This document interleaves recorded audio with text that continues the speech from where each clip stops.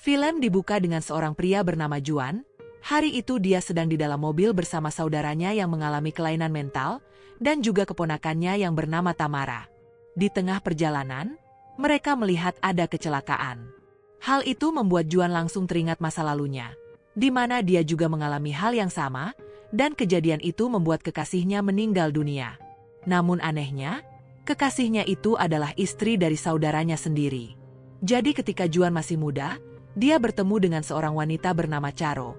Dia sangat cantik dan membuat Juan langsung jatuh hati padanya. Pada akhirnya, mereka kemudian menjalin hubungan, dan Juan seperti tidak ingin lepas dan kehilangan Charo. Karena Juan terlalu berlebihan dan tidak ingin lepas dengannya, Charo justru merasa tidak nyaman dan perlahan menjauh. Sampai suatu siang ketika Juan pulang sekolah, tanpa sengaja dia melihat Charo bersama pria lain, yang tidak lain adalah saudaranya sendiri. Seketika hatinya hancur, dan Juan memilih pergi dari sana. Semenjak kejadian itu, Juan tidak pernah lagi bertemu dengan Charo, dan hubungan mereka resmi berakhir. Bertahun-tahun lamanya, kini Juan tinggal bersama pembantunya yang bernama Maribel. Terkadang ada tetangganya yang bernama Sarah datang untuk membantu.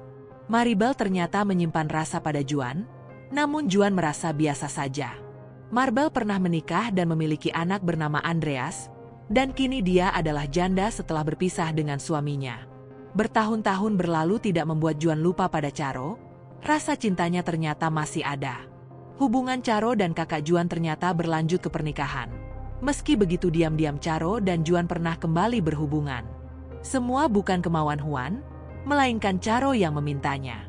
Di sisi lain Maribel terus memberikan Juan perhatian, berharap Juan akan luluh padanya. Usahanya membuahkan hasil. Ketika dia menyiapkan pakaian untuk Juan, Juan malah mengajaknya untuk pusrang sampai Glory untuk pertama kalinya. Akhirnya keinginan Maribel tercapai. Semenjak itu, hubungan mereka makin dekat selayaknya sepasang kekasih. Mereka sering jalan-jalan bersama, bahkan sering pusrang sampai Glory tidak peduli mereka ada di mana. Tidak hanya itu, terkadang mereka juga menitipkan anak-anak kepada Sarah, agar bisa pusrang sampai Glory tanpa gangguan. Sampai suatu malam ketika sedang makan malam, Sarah yang mencari Juan melihat kedekatan mereka. Sarah terlihat sedih. Apakah mungkin Sarah juga sudah jatuh hati pada Juan? Dan kebetulan Sarah juga adalah seorang janda. Masalah muncul, anak Maribel mengajak ibunya untuk menemui ayahnya.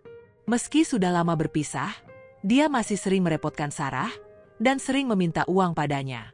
Karena kesal Maribel menolak memberinya uang dan memintanya untuk menjauh dari anaknya.